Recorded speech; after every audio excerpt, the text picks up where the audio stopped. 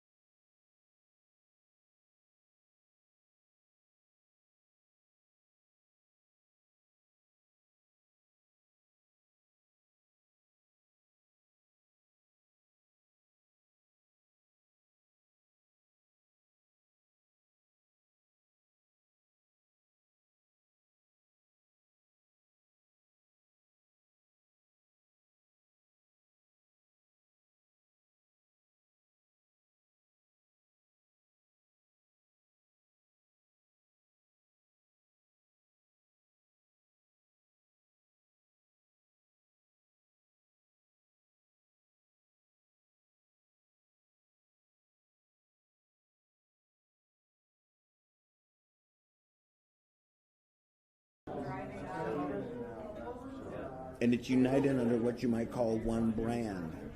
And that's what's really neat too. It's not a number of drives or a number of petitions. It's one brand, one petition, one mission. Right.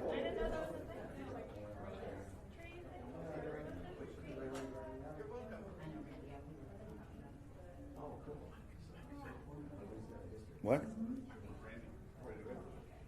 Yeah, bring him in. Power on. Fill up the room.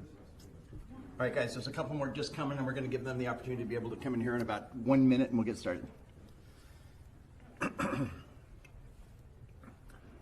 Nobody's filming this, right? We're recording it. It's on video, not film. Oh, in that case, you're safe. We don't film anymore, do we? That's right. We don't film anymore. Hello, Susan. Smile.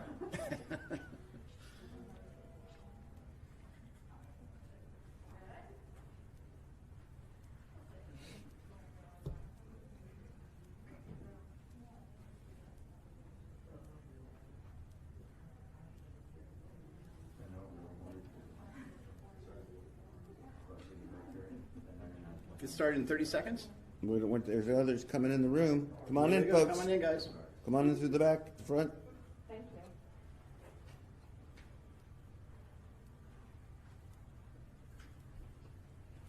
Randy's going live. It'd be nice to have updated numbers. Get started in 15. I'm just taking a picture of, and it turns out bad on the Yeah, video. we're going with Evidence. 1,950,000.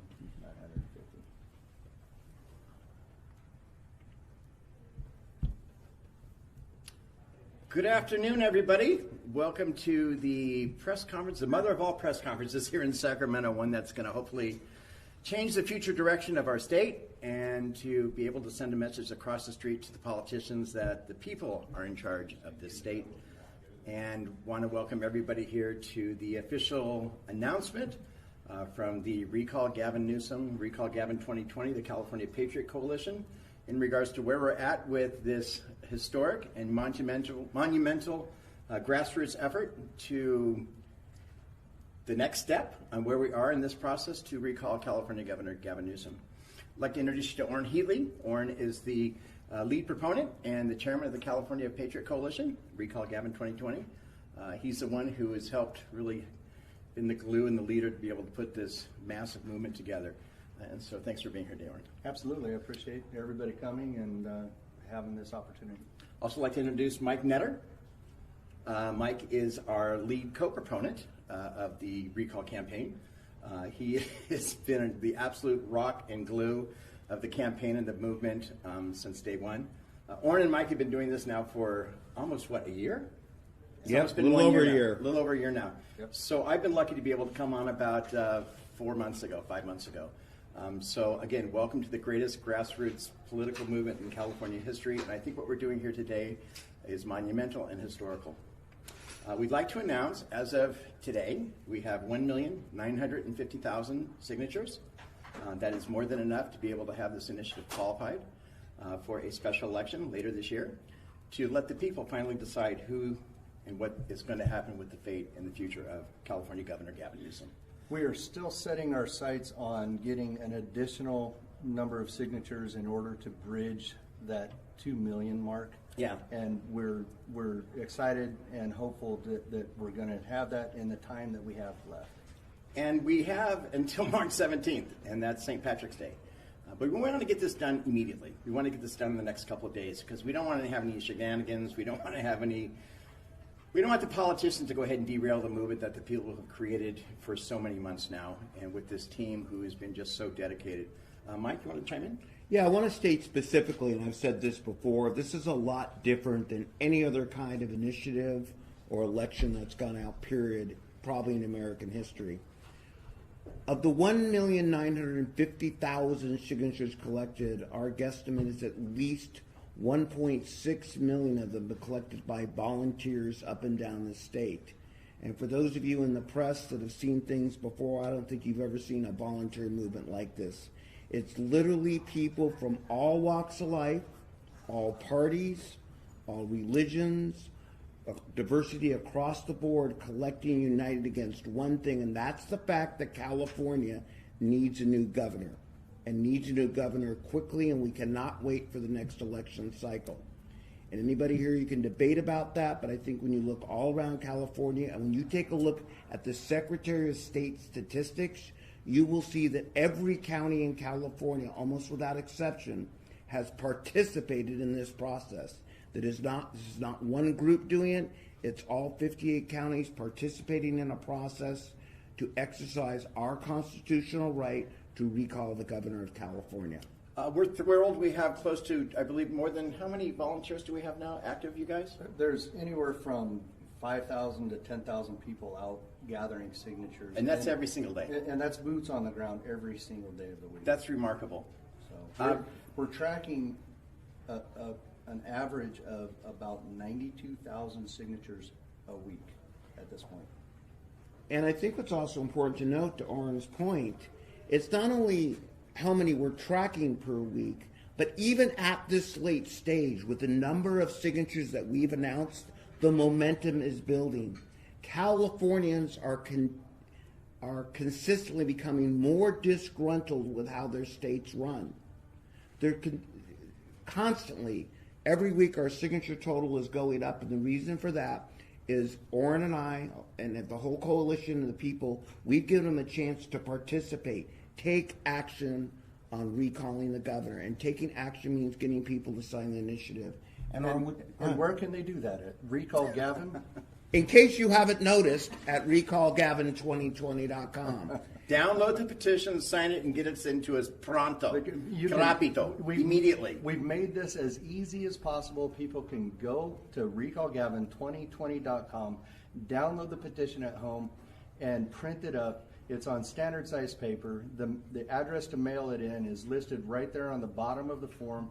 Get it into us as soon as possible. We have until March 10th to get all of those in, and then process them, and then we have to return those back to their prospective counties. Every one of the 58 counties needs to get those petitions in hand and delivered by 5 o'clock on March 17th. One thing we want to let everybody know here, and especially to the politicians across the street and the lobbyists who have destroyed California's dream for so many decades and generations now, that your game's over. We're done as politics as we know it. From now on, the people are in charge of California. The governmental monopoly and the one-party rule over California is over, and we're going to, politics as usual and business as you once knew it in California is over and done with. Mike? Yeah, I want to say again what we just stressed here. We are just average citizens. We have not been in politics, Oren and I, before. We're not professionals who have done this for 20, 30 years. It shows again how you can mold modern marketing techniques with the power of the people to get something done. When we started this, and it's interesting today looking out and seeing all the folks here, but when we started this, no one really gave this a shot because you said you're not backed by big money. This is not possible. You've never done this before. It can't be done It without can't the be done. political infrastructure on both sides. The lesson to be learned here for everybody watching this is people make a difference in having a say in your government. People make a difference every day in being able to make a change. And that's what this is all about. It's not just about recalling Gavin Newsom. It's about making a change in the way that California is run now and needs to be run in the future. Oren just said it. You can't have a supermajority of any party run anything for too long, too big. It doesn't work out well for the people. And look out in the windows of your streets and see what's happening. The average person in California, which we are, just average people, need to have a say in how the state is run and need to be heard. And, in case you haven't noticed, Gavin Newsom is not listening, and it's time he paid the price for it in a recall election. We want to let everybody know one thing too real quick is about the number of people who have signed our petition thus far and how they break down as far as party is concerned. Absolutely. Maybe you can go ahead and fill them in on that. Well, we've done an internal study on a large number of signatures, I think about 20,000 signatures that were gathered, and we compared those in a random sample against the voter registration database, and it shows that 31.5% of the people that have signed this petition are other than Republican, and that is significant. So this is not a Republican movement. This is a California thing. And the electorate has risen up. They've taken advantage of what we have been able to do as a campaign based upon tens of thousands of interested volunteers. And we've given them the tools needed to be successful to do what they need to do to sign that petition, mail it in, go to their neighbors. You know, every place you go in California, you'll see a Recall Gavin Newsom 2020 table, a sign-up table, a petition gathering group. These are all volunteers. Nobody's getting paid. And that's magical. That is a blessing from the political gods to know that people really do care about California. We're also going to ask out there that everybody in the press really pay attention to a lot of the articles coming out about Gavin now, and there's a lot of material out there. One of the things that drives me and Orrin and Randy every day is the fact our governor in California is not paying attention to the way he's awarding contracts, taking undue influence from lobbyists, and the way that he's affecting even the distribution of the COVID vaccine. When you take a look out there at how do you realize that the governor of California has just asked to extend his emergency purchasing powers for another year? I think he's paying attention to how he's awarding contracts. I think that he's actually profiteering off of this pandemic by using the executive powers to override the safety mechanisms of the bidding system in place, the governmental bidding system, and he's using the executive powers that's been bestowed on him, as his lawyers have argued in court and lost, but he's using that to override the bidding process and grant these no-bid contracts, and you can speak more to that. So we're asking the people of California and the press out there to really pay attention to this. The last year, Gavin Newsom has awarded over 100 no-bid contracts. The 12 largest contracts have gone to his biggest donors, including the distribution of the COVID vaccine, even when specific counties asked to be opt-out. Gavin Newsom is not listening to his own party. He's not listening to the counties, but he seems to be listening to specific lobbyists, like what's happening, what came out in the papers today again on the water desalination plant down in Huntington Beach. We Californians at the people level are paying attention. We ask that the other politicians with us pay attention too, because this recall should be a wake-up call for all politicians that the people of California will take action themselves to recall a politician if they're not doing their job. And we started with the governor of California, and for those of you not paying attention at home, it's only the third time in history, or the fourth time in history, a recall will actually get on the ballot, and probably the third time it will actually happen. Third time's a charm. Third time's a charm. And although it happened once before in California, it's going to happen again. Be aware out there, California politicians. We're watching. And be aware, lobbyists and consultants. We're watching. This is just a sign that the people of California will and can take their state back. So with that, why don't we open it up to some questions? Yes, in the back. Hi, are you guys going to endorse the candidate for governor, assuming this thing falls? Can you identify yourself real quick? Sorry, Laura Corey, Sacramento Beach. Laura, thank you very Question much. is, are we going to endorse anybody in regards to this election that is now forthcoming in regards to this? As a primarily formed committee, we're not eligible to endorse or unendorse any particular candidates at this time. At some point, our campaign will switch over to a general purpose campaign, and when the right candidate emerges, we'll choose to endorse that person. And Orrin, do we think that the right candidate has emerged thus far? No comment. No comment. Next question. You were talking earlier about it's not a Republican thing. It's not a Republican thing. It's a bipartisan thing across both. It's a California thing. It's a California thing. Absolutely. And yesterday we were in San Francisco, and one of our guest speakers on stage was a young lady, a self-professed transgender Democrat socialist, Antifa member. Okay? That's a mouthful, but it's true. People from all walks of life, the entire political spectrum, have come together. This is a unifying moment in our history. People are bridging. This is a bridging movement. People are coming across the aisle and from the entire political spectrum to work on this movement because they feel so strongly about the direction Californians been going for the last several decades, and they know that California is in desperate need of a course correction, and we're the steering committee. I would also ask that when you're out there, if you stop and take a look at the literally probably close to 1,000 booths that are there every weekend, this recall, politics, as I say, our experience with it or our experience through the press has been, it's what I call a grumpy sport, right?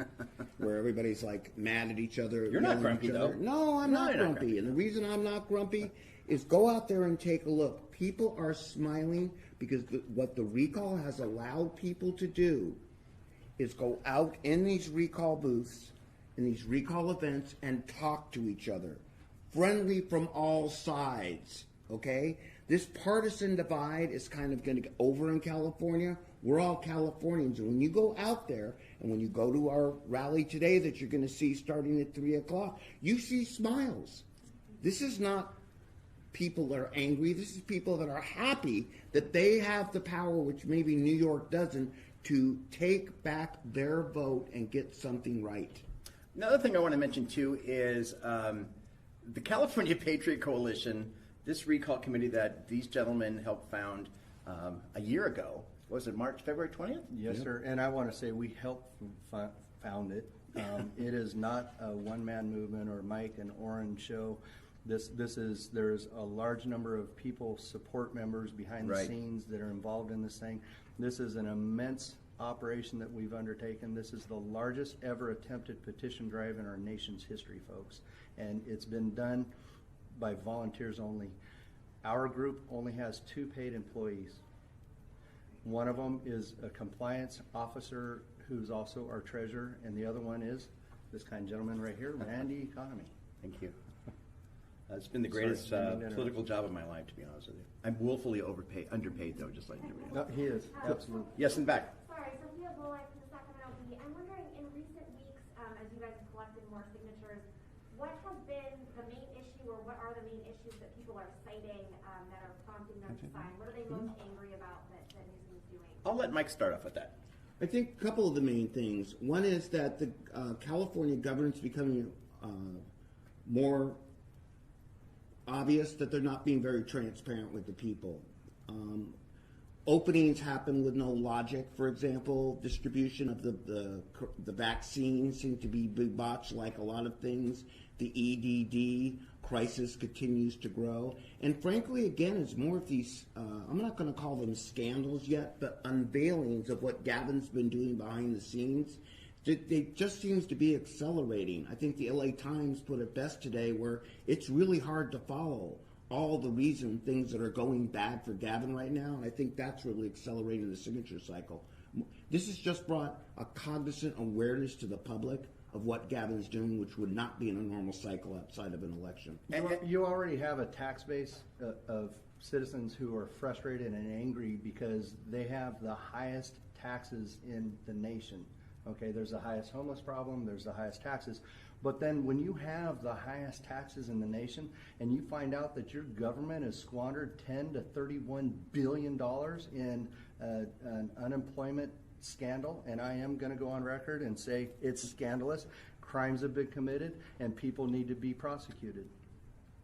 So you have that frustration, and then you have Gavin Newsom taking taxpayer money from our own citizens here at home and applying it to other purposes that it was not intended for, and the scandals there. You have the no bid contracts that are being awarded to profiteer off of the pandemic, through to his friends and his donors, and that sense of frustration is just building in society right now. And I'll tell you what, the people that I talk to out on the street are the Republicans.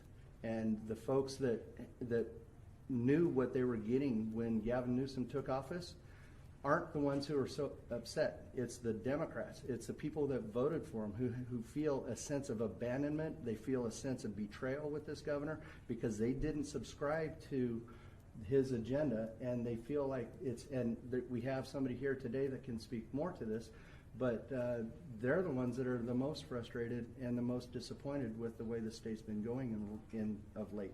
Let me add an answer to your question here, too, because that's actually a really good one. We were in San Francisco yesterday, right, which is supposedly opening up. A lot of places can open, but you know what's scary? They're not. Okay, they can't afford to reopen. You're going to hear Angela Marston later today talk about the Pineapple Grill. Imagine being a business owner or living in one of these cities, and I live in the Los Angeles area, and seeing homeless people camped on the sidewalk, your business boarded up, and you really expect the governor, which led us into this mess, to lead us out of this mess? People are scared. To Oren's point, we can't apparently control where the unemployment money is even going in the state of California.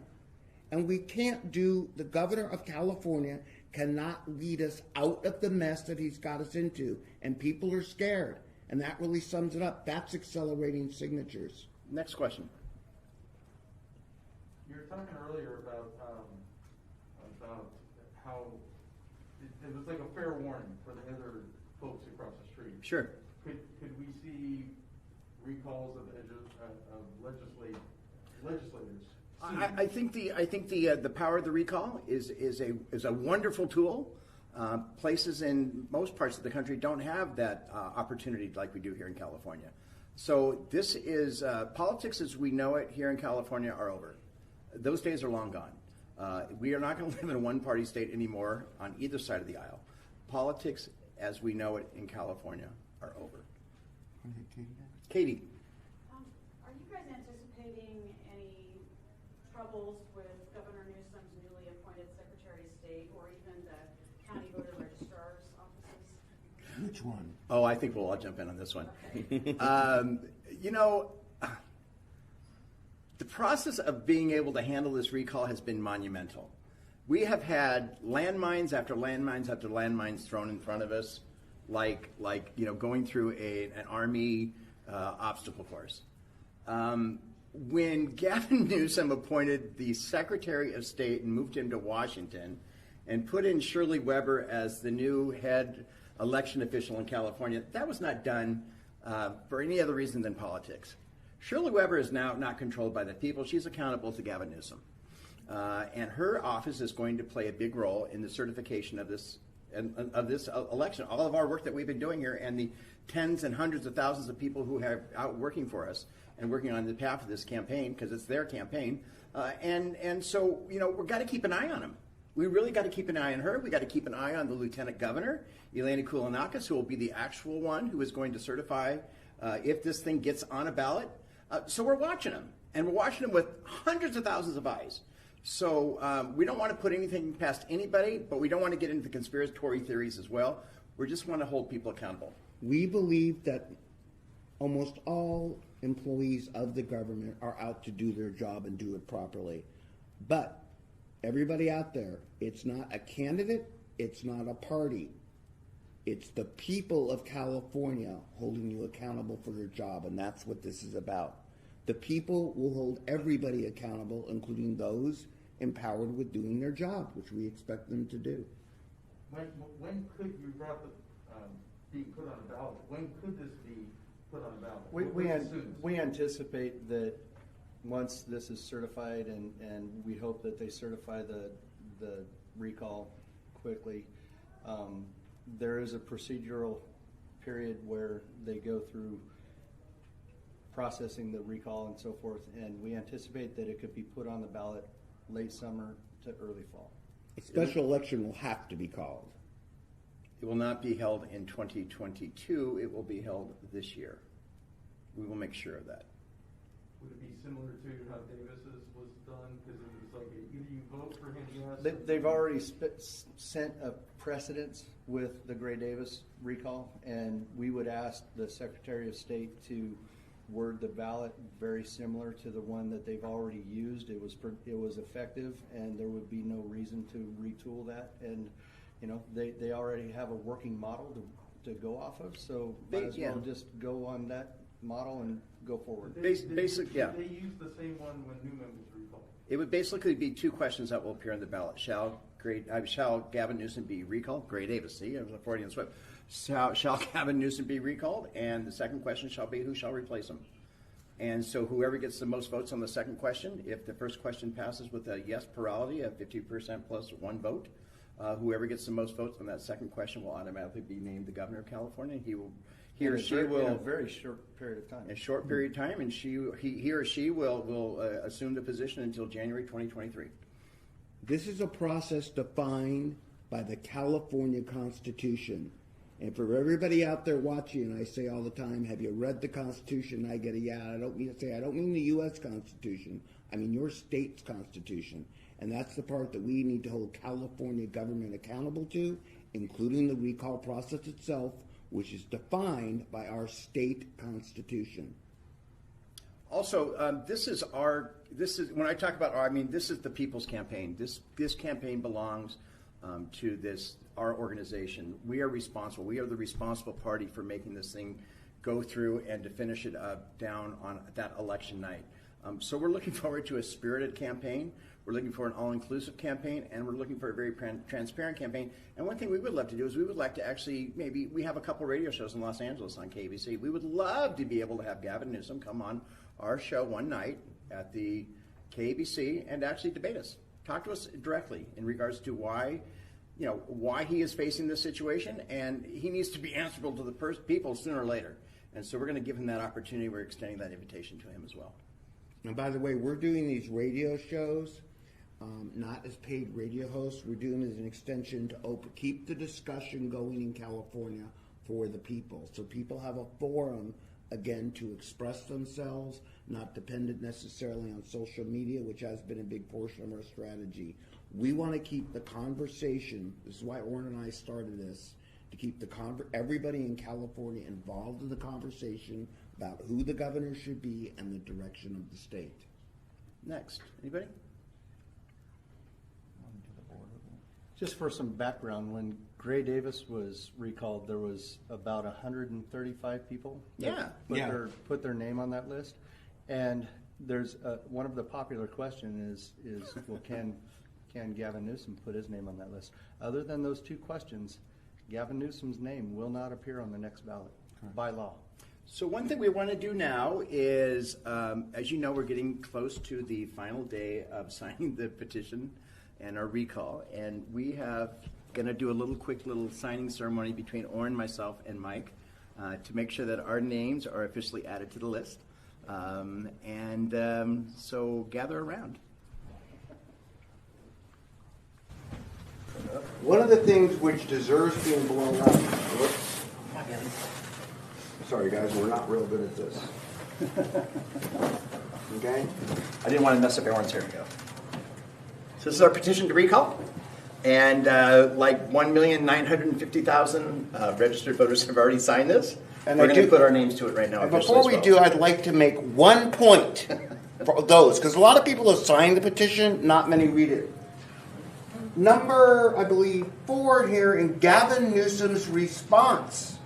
Our economy and employment are historically strong. Huh? Maybe not. So maybe Gavin is maybe his employment is historically strong. We're hoping to change that. And maybe his economy is historically strong, but not the peoples of California. Sign away, my friend.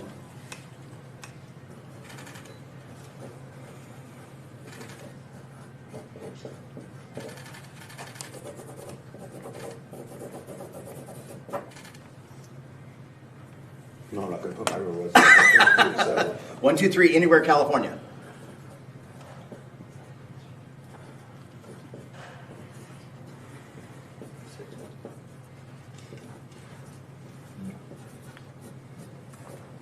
Good job.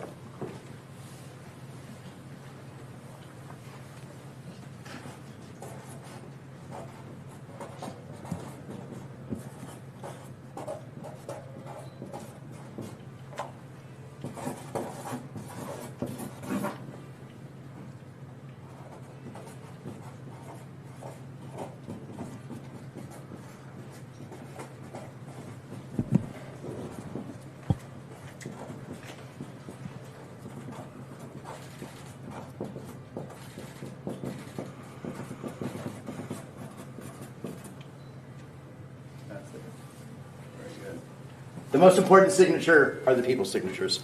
That's right. And this guy right here. And Bailey. Bailey's the official campaign dog, by the way. And I'd like to note again, what we have up here is the 8.5 by 11 version of the petition. And this is different because, again, our original strategy was not to get paid petitioner people, right? So putting 8.5 by 11 means they could go to recallgavin2020.com and print it out themselves. Orrin and I decided to empower the people of California to not have to go somewhere, do something, but they could start gathering signatures on their own. That's an important lesson for everybody here with these cameras. Understand? The whole idea is empower people with democracy. What a novel idea. So with that, we're going to have a little rally this afternoon. Anybody else have any of the questions? Orrin, myself, and Mike will be available to do some one-on-one interviews with you guys afterwards. What's that, buddy? We talked about putting Oh yeah, put the total up here. Mike, put the total up there where we're at. horrible handwriting. Come on, man. Now let's see. This is more since I'm a volunteer. That's a fancy, Orrin, that's a than big anything pen else. you got there. I do have a big pen. What number are we putting up, Mike? 1,950,000. My writing is awful. Get the guy who doesn't know how to write correctly and give him the Sharpie. Just as if you make a mistake on a petition, you just cross it out and write it in bigger. 1,950,000 today. And we will be hand delivering this to Gavin Newsom's house. And for all the candidates out there, for everybody out there, I want them to really think of this. You guys have covered a lot of campaigns. The average congressional candidate gets 150,000 votes. All right, in the different districts, Nancy Pelosi got 275,000 votes. Yet, 1,950,000 people so far have signed to remove Gavin Newsom from office. God bless you and thank you for coming today. We hope to see you out in the rally. We'll be available for any questions. Are there any more questions? Thanks for coming, everybody. We'll see you this afternoon at the rally across the street beginning at 3 o'clock. Bailey, you want to recall Gavin? What? Bailey's a true reins operation. Thanks everybody for coming today. We really appreciate it. Do you want to recall Gavin? Huh? What? Oh! Oh, by the way, we have some sandwiches and food back there if you guys are hungry. We're going to be writing nicer stories. And we have t-shirts too. If you guys want to take some t-shirts with you. Help yourself. Swag, we love swag. They're large and extra large. I'm not drinking this.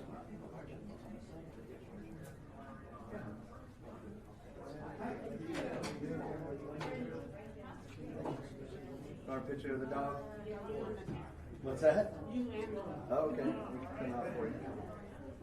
Here, we'll get him in front of the sign here. Come here. Circle around. Sit down. Stay.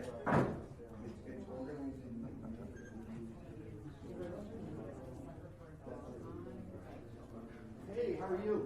Good, I'm John. Hi, John. I'm Randy. I didn't get a chance to see you when you walked in. That's all right. I was a little bit late. I was on another assignment racing down from Oh, Brooklyn. hey, everybody in the room, real quick, before anybody leaves. Listen up real quick.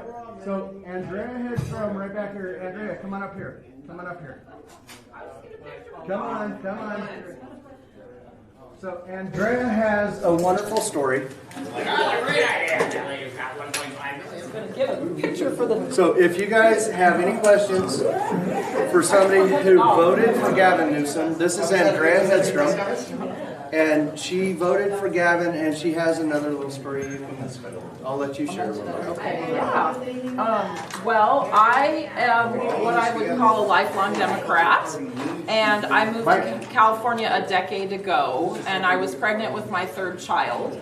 And I had my first son born, and I named him Gavin after Gavin Newsom, whom I had paid attention to from where I grew up in Washington State. So kind of as a gesture, as a transplant to California, and just out of respect for Gavin Newsom. So, and I've been involved with this effort to recall him.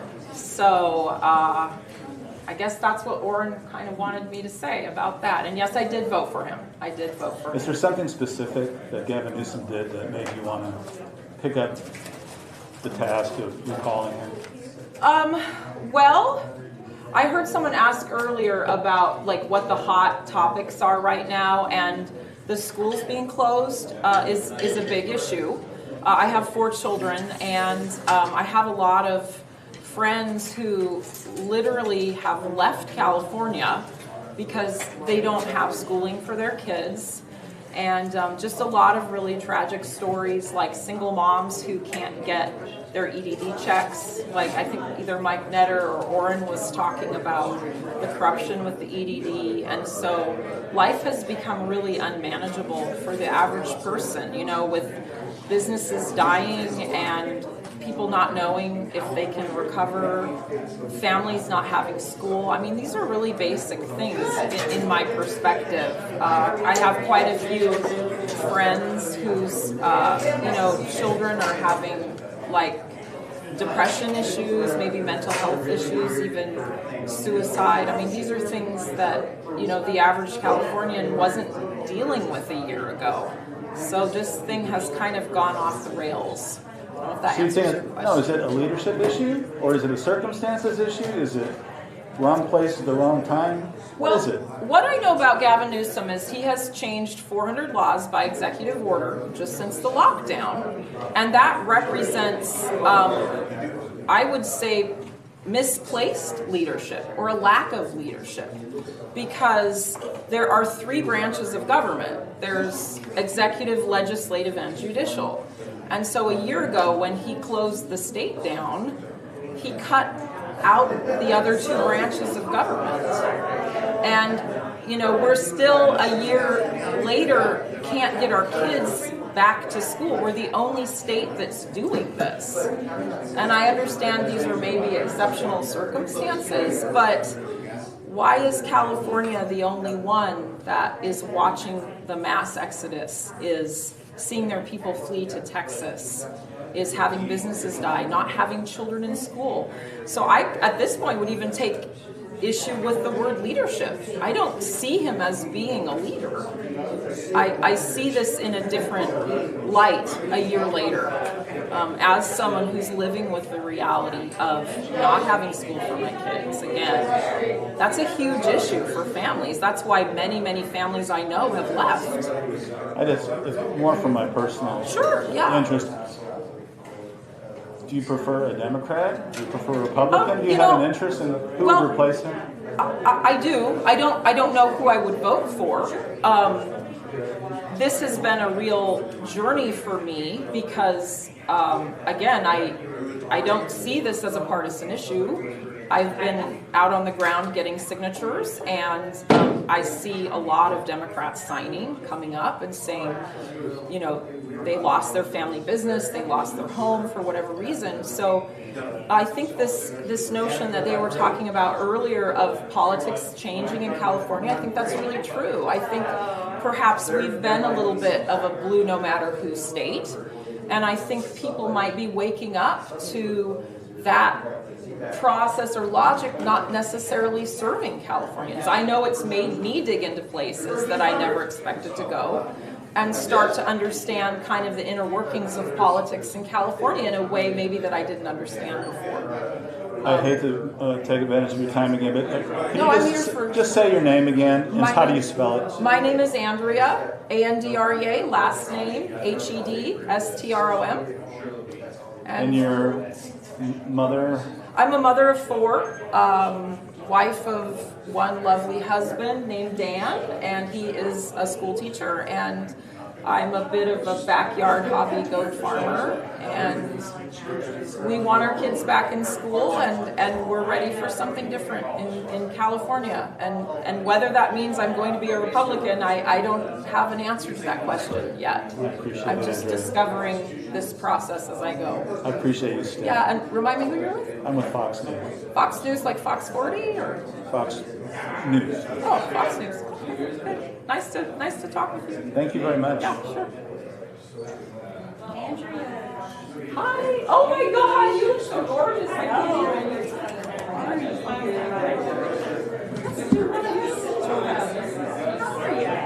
don't know why I'm here talking off the top of my head. Because you're hypoglycemic. You need something to eat? No, I ate a turkey sandwich, but I'm buzzing from the coffee. I'm so glad that you chose this program. Oh my God, thank you. I feel like I have Well, we be right back and forth. Even with the. I was not a public speaker, but It's like your channel for the parents.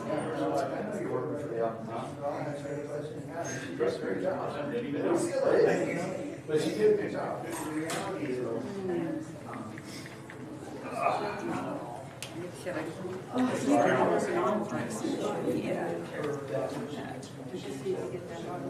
No worries. Yeah, right. This is a child.